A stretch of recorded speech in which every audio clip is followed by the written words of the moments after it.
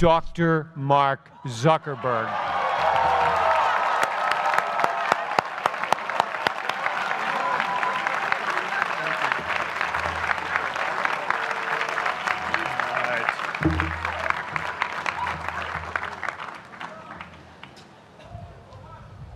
I love this place. Thank you all for coming out in the rain, the pouring rain. We're going to make this worth it for you. President Faust, Board of Overseers, faculty, friends, alumni, proud parents, members of the ad board, and graduates of the greatest university in the world.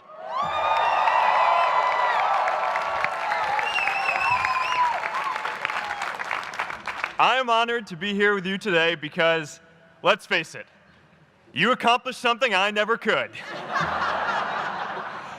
If I get through this speech today, it'll be the first time I actually finish something here at Harvard. Class of 2017, congratulations.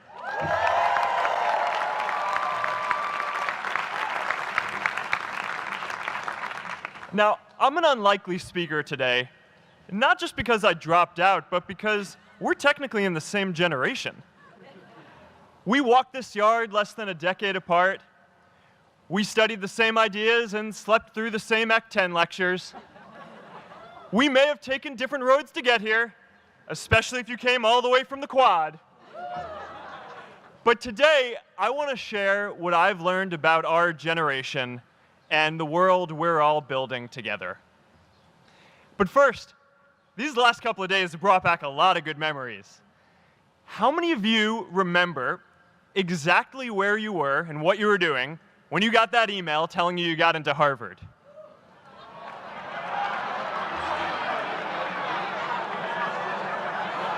I was playing the video game Civilization, and I ran downstairs and got my dad, and for some reason, his first reaction was to video me opening the email. That could have been a really, really sad video. But I swear, getting into Harvard is the thing my parents are most proud of me for. My mom is nodding. You'll know what I'm talking about. Look, guys, it's tough to beat this. You'll see when you get out there. How many of you remember your first lecture here at Harvard? Mine was Computer Science 121 with the incredible Harry Lewis. Harry. I was running late for class, so I threw on a t-shirt, and I didn't realize until afterwards that I put it on inside out and backwards, and my tag was sticking out the front. I couldn't figure out why no one in class would talk to me.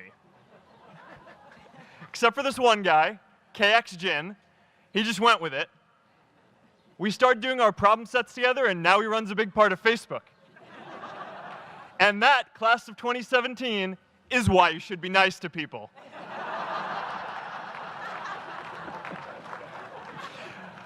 But my best memory from Harvard is meeting Priscilla.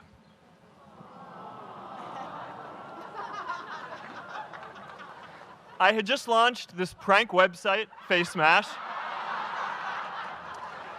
and the ad board wanted to see me.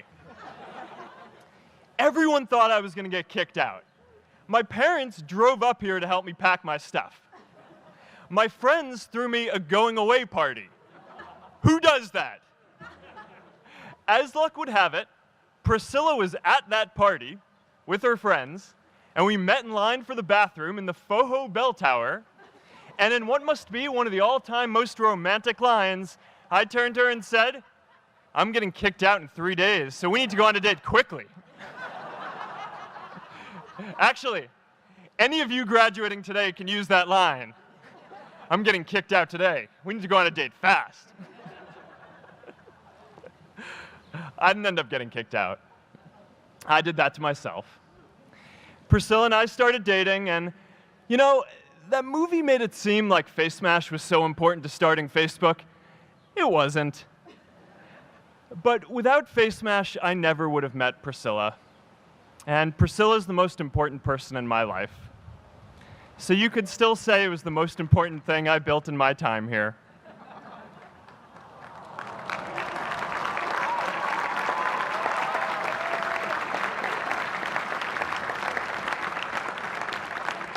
We have all started lifelong friendships here, and some of us even families. That's why I'm so grateful to this place. Thanks, Harvard.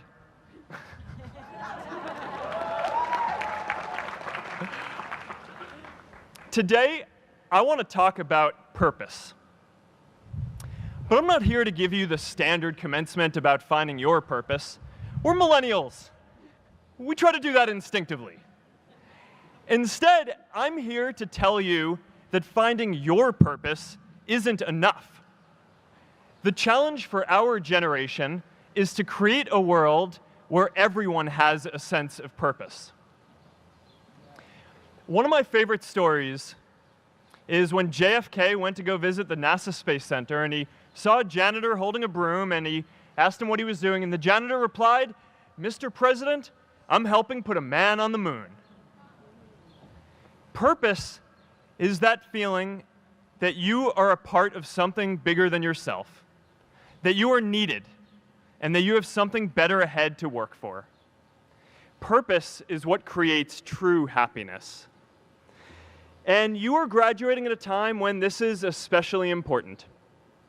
When our parents graduated, that sense of purpose reliably came from your job, your church, your community. But today, technology and automation are eliminating many jobs. Membership in a lot of communities has been declining, and a lot of people are feeling disconnected and depressed and are trying to fill a void in their lives. As I've traveled around, I've sat with children in juvenile detention and opioid addicts who've told me that maybe their lives would have turned out differently if they just had something to do, an after-school program or somewhere to go. I've met factory workers who know their old jobs aren't coming back and are just trying to find their path ahead. For our society to keep moving forward, we have a generational challenge to not only create new jobs, but create a renewed sense of purpose.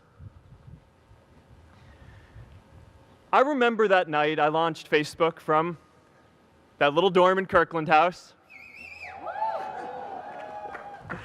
I went to Noakes with my friend KX, and I remember telling him clearly that I was excited to help connect the Harvard community, but one day someone would connect the whole world. The thing is, it never even occurred to me that that someone might be us. We were just college kids. We didn't know anything about that. There were all these great big technology companies with all these resources, and I just assumed one of them would do it. But this idea was so clear to us that all people want to connect. So we just kept working on it, day after day after day. And I know that a lot of you are going to have your own stories just like this. A change in the world that seems so clear that you are sure someone else is going to do it. But they're not. You will. But it's not enough to have that purpose yourself. You also have to create a sense of purpose for others. And I found that out the hard way. You see, my hope was never to build a company. I wanted to have an impact. And as all these people started joining us, I just assumed that that's what they wanted to do too. So I never took the time to explain what it was that I hoped we'd build. A couple years in, some big companies wanted to buy us. I didn't want to sell. I wanted to see if we could connect more people. And we were building the first version of Newsfeed at the time, and I thought, if we could just launch this, it could change how we all learn about the world. Nearly everyone else wanted to sell. Without a sense of higher purpose, this was their startup dream come true, and it tore our company apart. After one particularly tense argument, one of my close advisors told me if I didn't agree to sell the company right now, I would regret that decision for the rest of my life. Relationships were so frayed that within a year or so, every single person on our management team was gone. That was my hardest time leading Facebook. I believed in what we were doing, but I felt alone. And worse, it was my fault. I wondered if I was just wrong, an imposter, a 22-year-old kid who had no idea how things actually worked. Now, years later, I understand that is how things work when there's no sense of higher purpose. So it's up to all of us to create it so we can all keep moving forward together.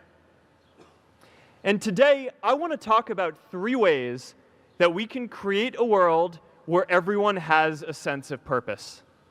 By taking on big, meaningful projects together. By redefining equality so everyone has the freedom to pursue their purpose. And by building community all across the world. So first, let's take on big, meaningful projects. Our generation is going to have to deal with tens of millions of jobs replaced by automation like self-driving cars and trucks. But we have the potential to do so much more than that. Every generation has its defining works. More than 300,000 people worked to put that man on the moon, including that janitor. Millions of volunteers immunized children around the world against polio, and millions of more people built the Hoover Dam and other great projects. And now it's our generation's turn to do great things. Now I know, maybe you're thinking, I don't know how to build a dam. I don't know how to get 1 million people involved in anything. Well, let me tell you a secret. No one does when they begin. Ideas don't come out fully formed. They only become clear as you work on them. You just have to get started. If I had to know everything about connecting people before I got started, I never would have built Facebook. Movies and pop culture just get this all wrong. The idea of a single eureka moment is a dangerous lie. It makes us feel inadequate because we feel like we haven't had ours yet. And it prevents people with seeds of good ideas from ever getting started in the first place. Oh, and you know what else movies get wrong about innovation? No one writes math formulas on glass, okay? All right? That's not a thing, okay?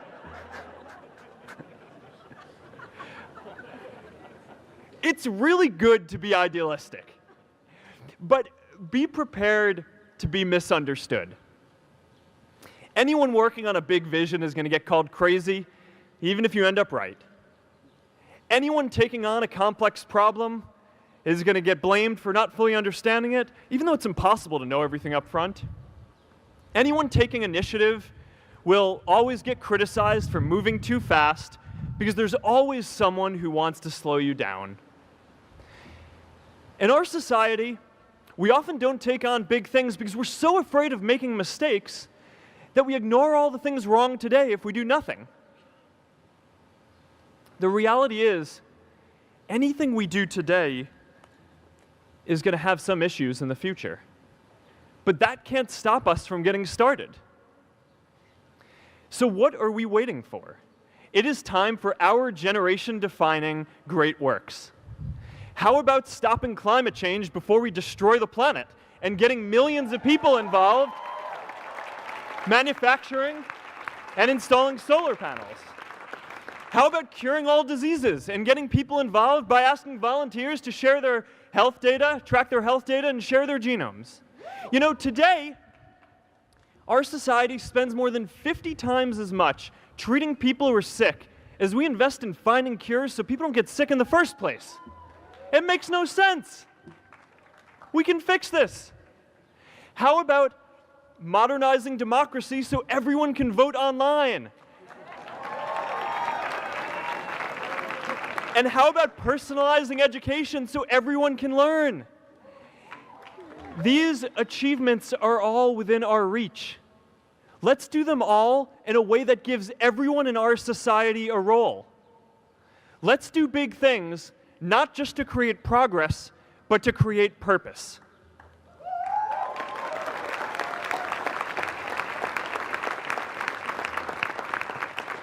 So taking on big, meaningful projects together is the first thing we can do to create a world where everyone has a sense of purpose. The second is redefining our idea of equality so everyone has the freedom to pursue their purpose.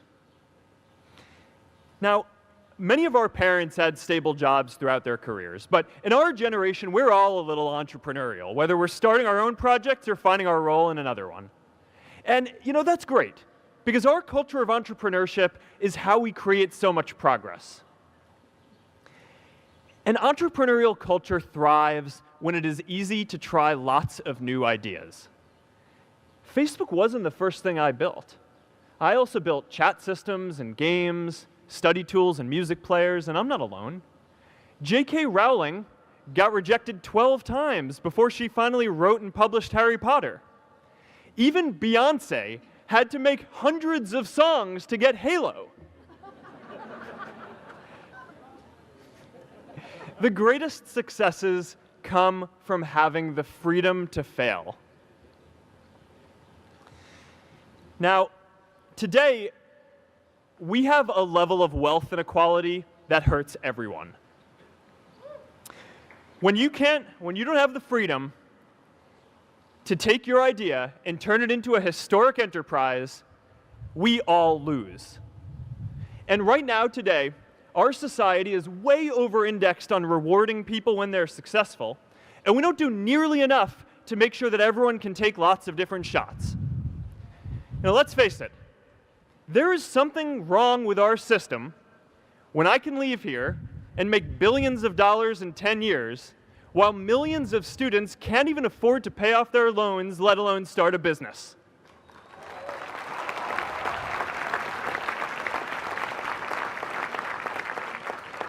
Look, I know a lot of entrepreneurs, and I don't know a single person who gave up on starting a business because they were worried they might not make enough money.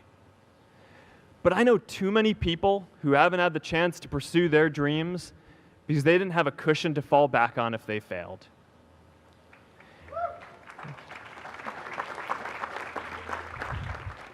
We all know you don't get successful just by having a good idea or working hard. You get successful by being lucky too. If I had to support my family growing up instead of having the time to learn how to code, if I didn't know that I was going to be fine if Facebook didn't work out, then I wouldn't be standing up here today. And if we're honest, we all know how much luck we've had to get to this point in our lives. Every generation expands its definition of equality. Previous generations fought for the vote and civil rights. They had the New Deal and Great Society. And now it's time for our generation to define a new social contract.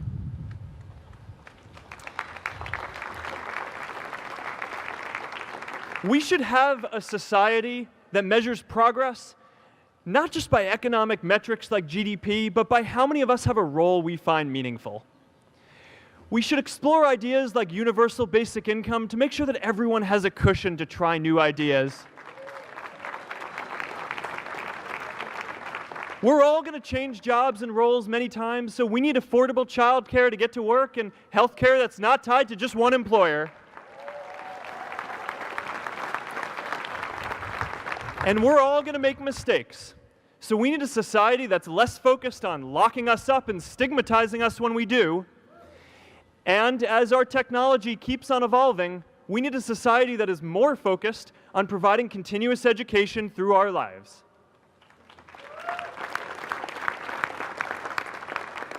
And yes, giving everyone the freedom to pursue purpose isn't going to be free. People like me should pay for it. And a lot of you are going to do really well, and you should too.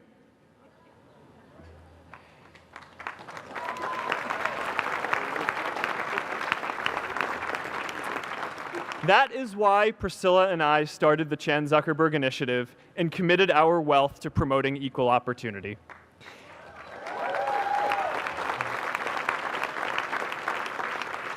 These are the values of our whole generation. It was never a question of if we were going to do this.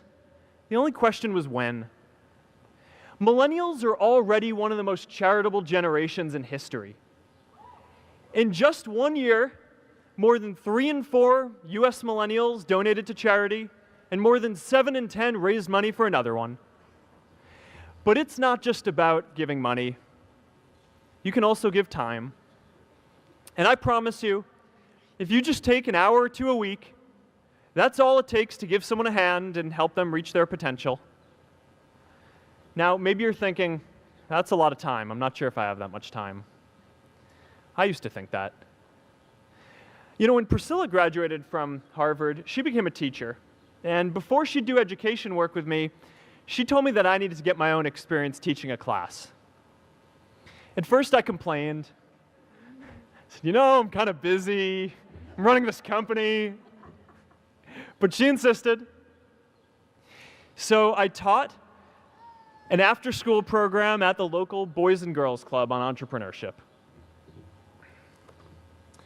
I taught those kids lessons on product development and marketing, and they taught me what it was like growing up feeling targeted for your race, and what it's like having a family member in prison.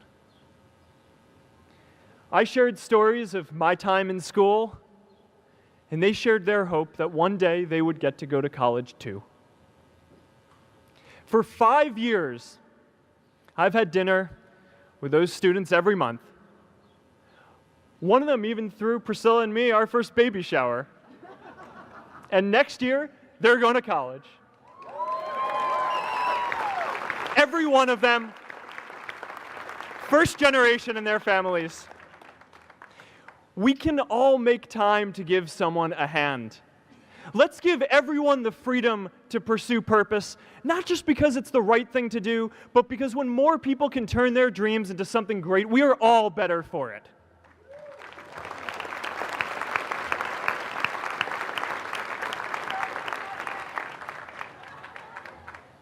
Purpose doesn't only come from work. The third way we can create a sense of purpose for everyone is by building community. And in our generation, when we say purpose for everyone, we mean everyone in the world. Now, quick show of hands. How many of you here are from another country? All right, now keep your hands up. How many of you are friends with one of these folks? Now we're talking. See, we have grown up connected.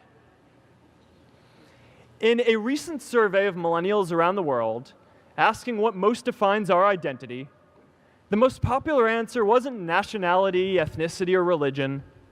It was citizen of the world. That's a big deal. Every generation expands the circle of people we consider one of us. And in our generation, that now includes the whole world. We understand that the great arc of human history bends towards people coming together in ever greater numbers, from tribes to cities to nations, to achieve things that we could not on our own. We get that our greatest opportunities are now global. We can be the generation that ends poverty, that ends disease. And we get that our greatest challenges need global responses too. No country can fight climate change alone or prevent pandemics. Progress now requires coming together, not just as cities or nations, but also as a global community. But we live in an unstable time. There are people left behind by globalization across the whole world. And it's tough to care about people in other places when we don't first feel good about our lives here at home. There's pressure to turn inwards. This is the struggle of our time.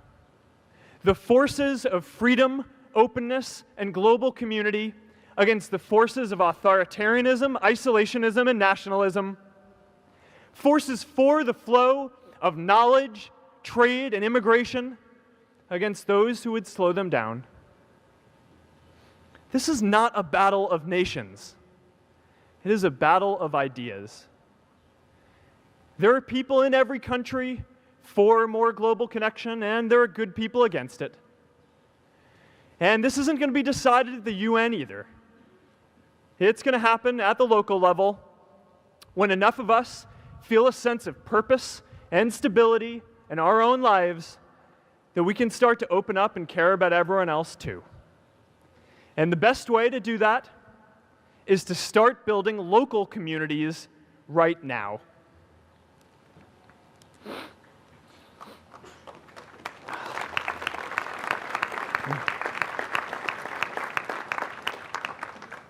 We all get a lot of meaning from our communities. Who here's from Elliott House? How about Lowell? I know you guys found community because you literally live right on top of each other. And Mather? I'll just leave that there. Whether our communities are houses or sports teams, churches or a cappella groups, they give us that sense that we are a part of something bigger, that we are not alone. They give us the strength to expand our horizons. And that's why it's so striking that over the past few decades, membership in all kinds of communities has declined by as much as 1/4. That's a lot of people who now need to find a sense of purpose somewhere else. But I know that we can rebuild these communities and start new ones because many of you already are. I met Agnes Agoye, who's graduating today. Agnes, where are you?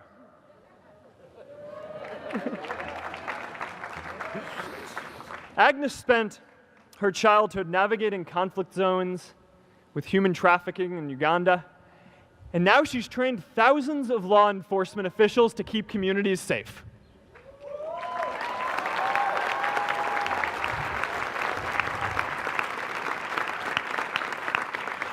I met Kayla Oakley and Neha Jain, who are graduating today too. Stand up, guys. Kayla and Neha started a nonprofit that connects people suffering from chronic illnesses with people in their communities who are willing to help out.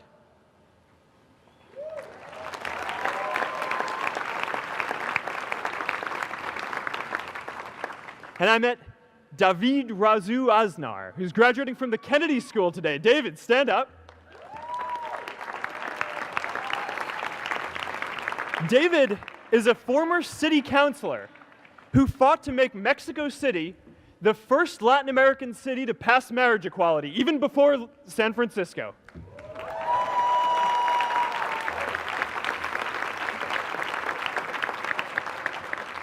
And this is my story too.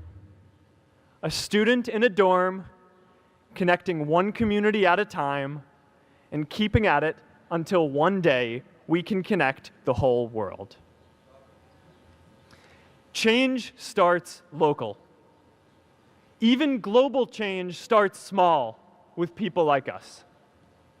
In our generation, the struggle of whether we connect more, whether we achieve our greatest opportunities, comes down to this: your ability to build communities and create a world where every single person has a sense of purpose.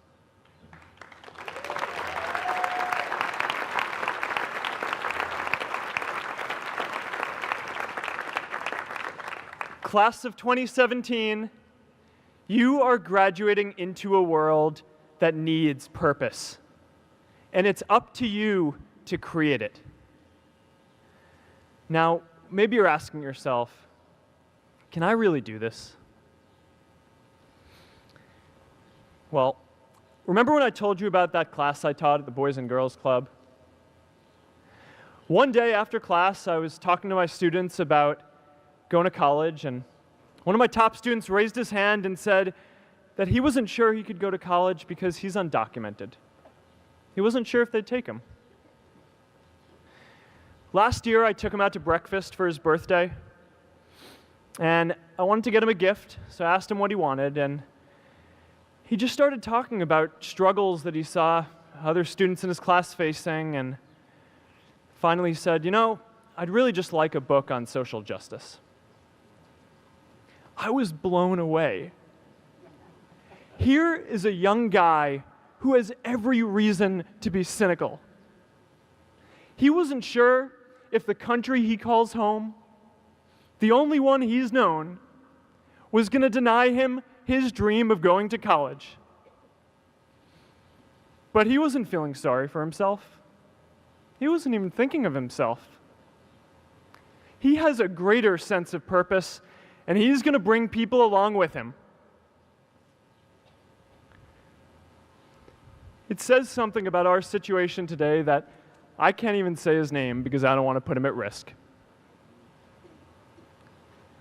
But if a high school senior who doesn't know what the future holds for him can do his part to move the world forward, then we owe it to the world to do our part too.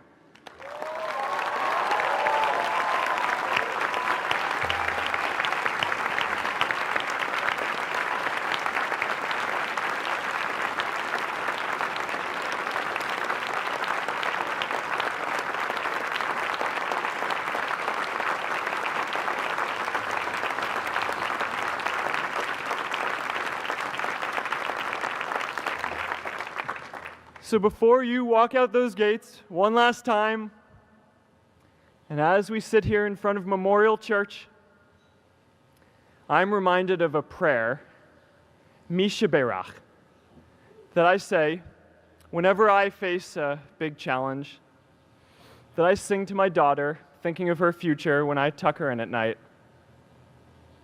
And it goes, "May the source of strength, who's blessed the ones before us, help us find the courage to make our lives a blessing."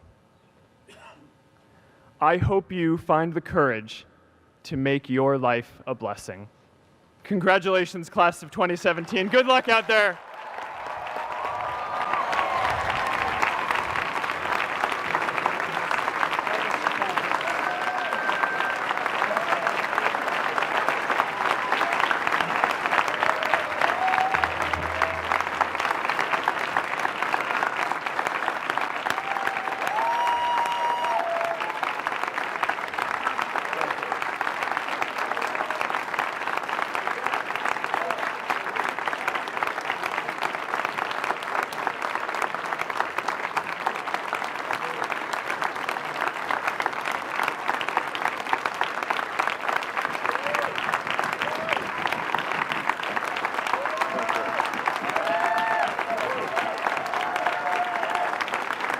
Thank you.